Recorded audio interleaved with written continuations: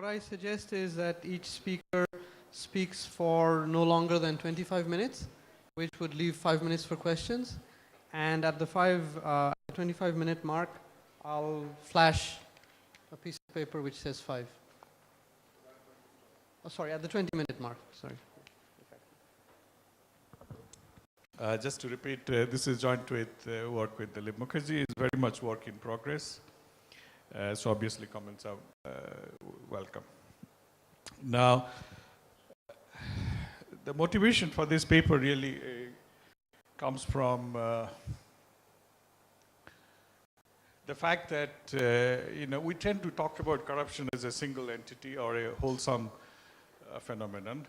But when you try to look at whether either the effects of corruption or you try to design anti-corruption policies, we think it's very important to what we call unbundle corruption. I think I'm borrowing your term, you used it for institutions. To look at different types of corruptions and what are their sources and how we need to address them. In the literature, these two forms, especially collusion, that's underreporting of offenses in exchange for bribes, and extortion, which is bribes which are extracted against threat of over-reporting, or in some cases, actual over-reporting. So we got these two types of corruption, or two forms of corruption, and it turns out that there is a basic tension between these two when you try to deter. For example, take the one simplest case where I'm trying to control corruption by using rewards, let's say. Okay, so rewards for inspector or customs officers. Now collusion, in most cases I can control if I set the rewards too high, taking other things given. But for extortion, to prevent extortion, we probably need the exact opposite of that. Okay, if you have too high rewards, that leads to extortion, so maybe the rewards should be quite low. So in some sense, we are in with this basic conflict. You want to keep the R or rewards high or low. And so that's fairly well known in this literature. And as you heard in the first session, it's quite common to focus on the design of inspector incentives while taking the mandated fine for offenses as given. So in some sense, as Pranab mentioned, so we try to design incentives for the inspector to make honesty the best policy. Yeah. Yeah. It's about an enforcement problem. Okay, so I should have said the context is an enforcement situation. It could be pollution control, could be tax evasion, any enforcement problem. Okay, and what we are trying to do, or we are arguing we should do, is that we want to enlarge this set of instruments to include fines for the offenses as well. Okay, and see how it. Solving doesn't mean deterrence in the traditional sense. So we're not trying to deter corruption, or we're not trying to prevent extortion per se. Okay? So in some sense, again, I'm using your terms, we are superficialists. We're saying that, okay, if it's not possible to deter these, let them be there. Okay, solving refers to implementing the same level of offenses, okay, that are achieved in a world with corruption. So supposing, here is a world where we are, trying to implement, or we think that this is the policy to implement. So there is some level of deterrence we have targeted. Now we move into a world with corruption. Corruption possibilities are there.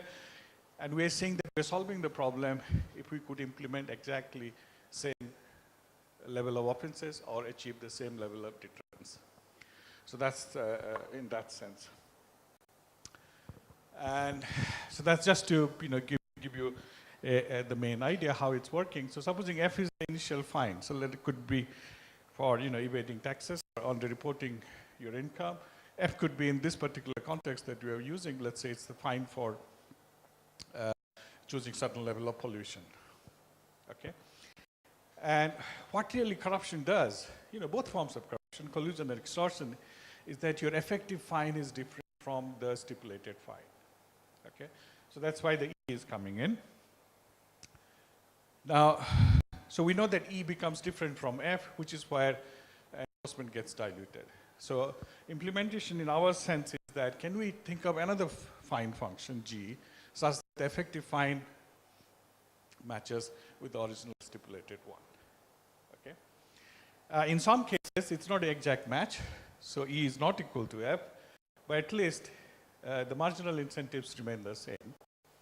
So in the sense that if I'm comparing two actions A and A prime, the marginal incentive that I have in a world without corruption will be the same within this world with corruption.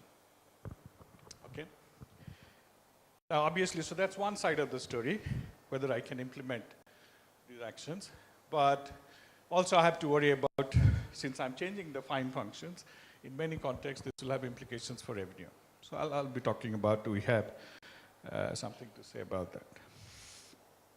Okay. So this is the enforcement problem. Firms are choosing their pollution levels A. The types are distributed.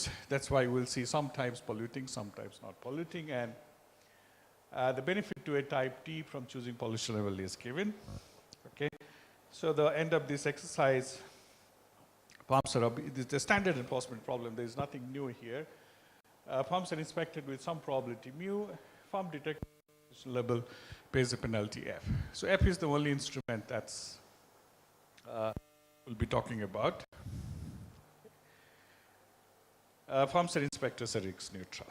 And the regulator is choosing mu F of A, so that's the fine function.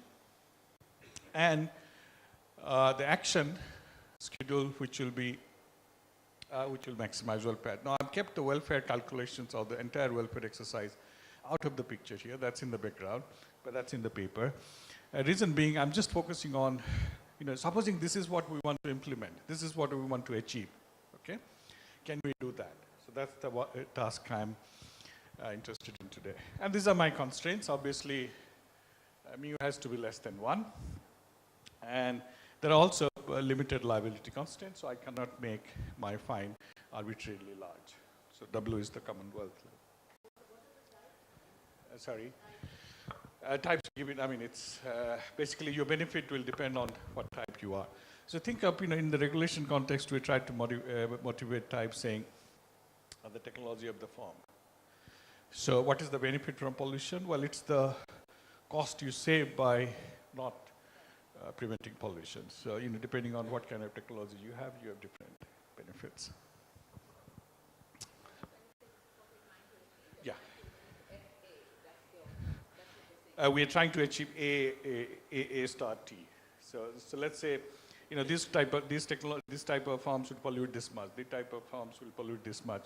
It could be 0, which is a complete deterrence. Nobody pollutes anything.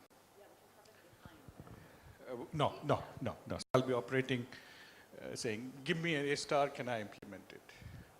Okay.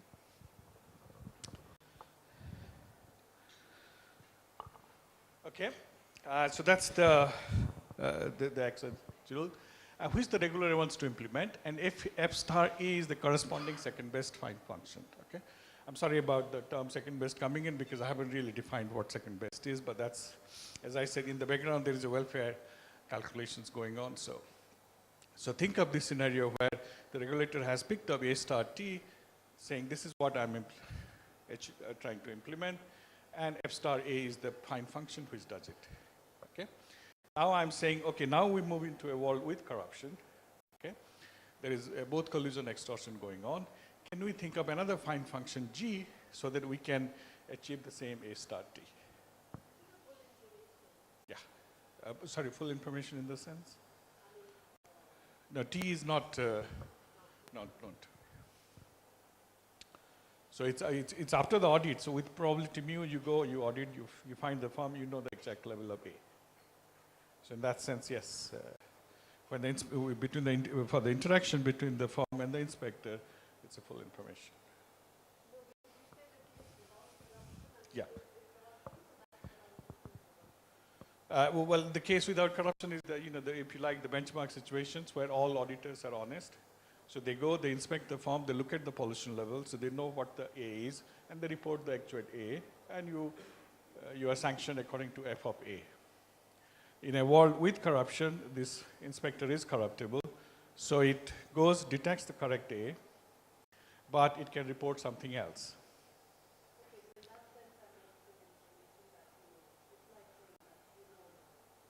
You know the actual. Okay. Yeah. So yeah, this interaction between inspector and this is Okay. Obviously, these are the incentive compatibility constraints, as you can see, because the action which I'm choosing for the firms, or which we're trying to implement, they would be maximizing essentially. So that's the left hand is the benefit to a firm minus of type T minus the expected cost. Mu is the probability that I'll be caught. F of A is defined the type A. Okay. And there will be some other characteristics of this form, like it's monotonic and so on and so forth, but which you can skip. Now let's go to the wall with corruption. Now what's happening? Inspector can report an action A is A prime. My collision implies that A is less than A prime. So that's standard. Extortion would refer to the case where A is at least as high as A prime. Okay. Now, the effective penalty is going to play a big role. So now E of A, that's the effective penalty associated with action A, given a stipulated fine function F, so that's EA of F, is the effective penalty. Now, obviously, with non-corrupt inspector, it's same as the F, but with the corrupt inspector, it's quite different. Now, firm's maximization problem is quite different now. Okay, so they're going to maximize, they're going to choose the pollution level, which is going to maximize their benefit, which is T times B of A minus mu time not F of A, but E of A. So they can foresee the amount of bribe they have to pay, and so on and so forth. So that's the question we asked. Yeah.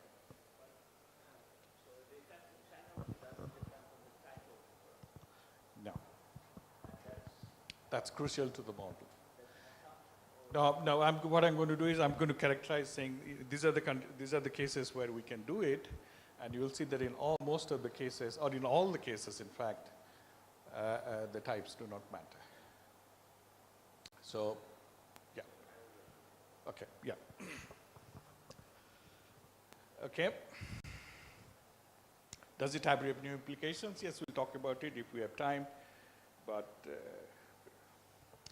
okay, so this is just, I want to spend a couple of minutes because it can take a lot of time. So this is saying, how do they interact? Okay, so the inspector and the firm, as Amrita pointed out, yes, it's a full information scenario. So when the inspector goes and audits the firm, it knows exactly what the pollution level is. Sorry? Type will not matter, so that's why I'm keeping it intentionally quiet about it. Okay? Because remember, the function is penalty is a function of action, not type. Okay?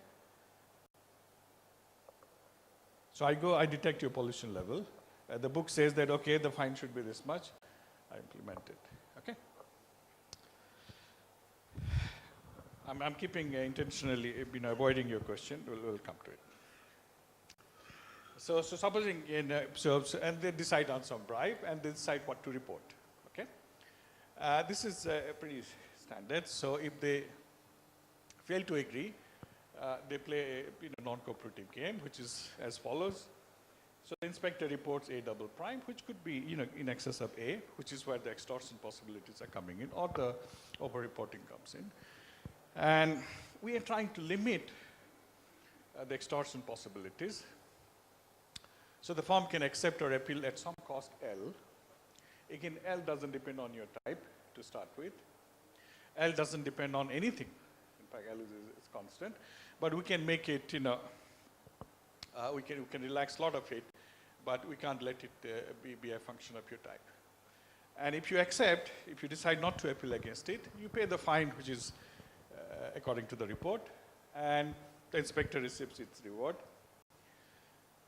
But then appeal is going to be upheld with some probability X, so there is an imperfect judiciary court system. And you get L is reimbursed, and the firm then pays FA. The inspector refunds the excess rewards, and so on and so forth. So basic idea being that, with some probability, your appeal will be upheld, and the probability is X. And in that case, obviously the cost doesn't matter. You're getting a full reimbursement. And I can impose some sanction on the inspector for over-reporting so as to dissuade or so as to have a condition that if I expect the firm to go to the court, I'm not going to over-report. Okay? So it's not in my interest to over-report and send you to the court and then be penalized.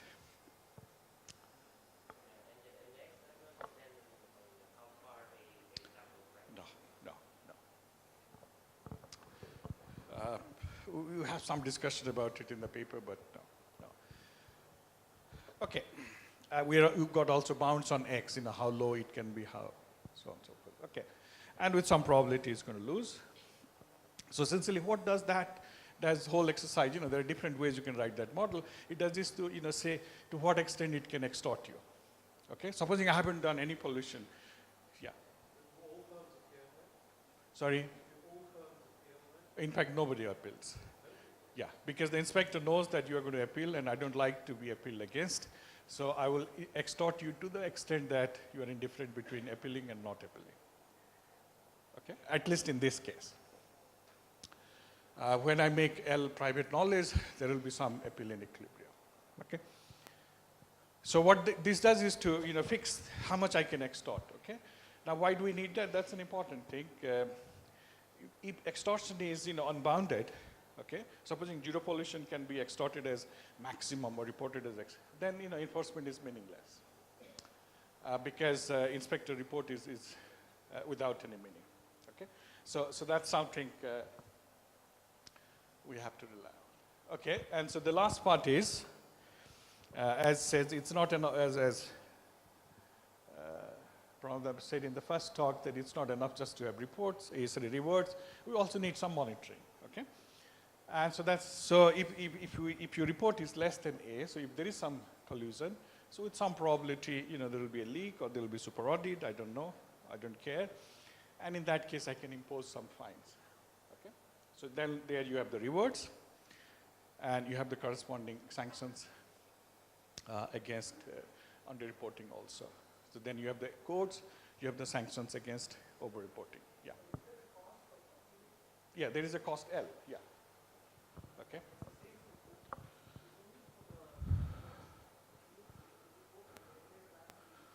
No, for the regulator, no. Yeah, no. Okay, so that's my.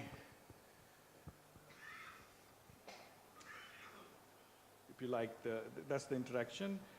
You can, for the time being, ignore all those constraints of the conditions on imposing output. Okay. So what's the problem now? So supposing this is how it happens. Sorry.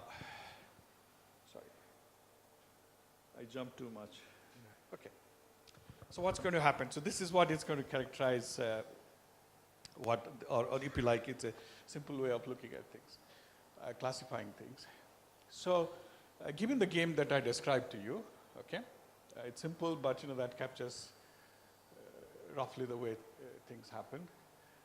The reported action A prime, okay, for a action A, which maximizes the payoff from agreement, okay, will be given by this. So essentially saying if your R is very large, compared to what are Qs? Qs are basically how intensive is your, super auditing, or how intensive is your monitoring, how intensive is your media watch, and so on and so forth.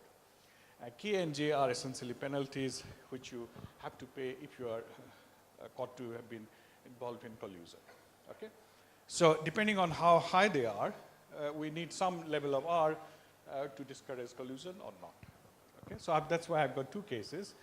In one case, what will happen is A prime is always 0. So that's when the system is not able to prevent any collusion. Okay, so everybody there is maximal, if you like, underreporting. No matter what your level of pollution is, the inspector says, oh, this is non-pollutant form. Okay, and in the other case, what's happening here is A prime equals to A. Okay, so it actually is telling you what the true level is. But that doesn't mean that there is no underlying bribe or extortion going on. Okay, so in fact, in this case, or in most cases except one case, the firm has to pay a bribe to the inspector so that the inspector tells the truth. Okay, so that's extortion bribe, if you like. So that's what is happening in the second case. Okay, R is the reward rate. So F is the fine, so the inspector, depending on whatever I say, declare A prime. So the corresponding fine is F of A prime. The inspector receives a commission R times F of A prime. Okay? So